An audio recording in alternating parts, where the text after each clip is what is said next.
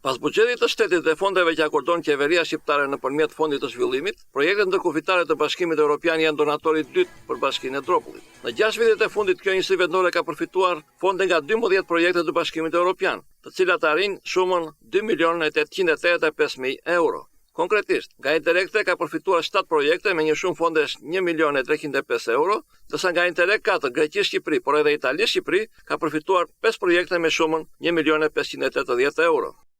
Është projekti BIMED që është e rëndësishme për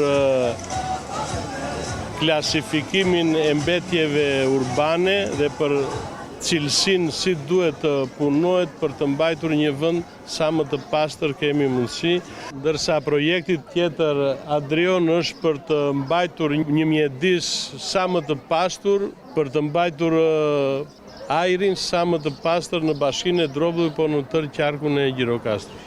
Në kuadrin e zhvillimit të turizmit dhe mbrojtjes së florës dhe faunës, do të investohet nga fondet europiane edhe për rikonstruksionin e pjesëm të segmentit rrugor stacioni Pijor-Hlomo në Pogonin Malor. Një pjesë e rrugës së Pogonit e kemi përfituar nga projekt Extrovert, plus projekte të tjera që i presim në vazhdim.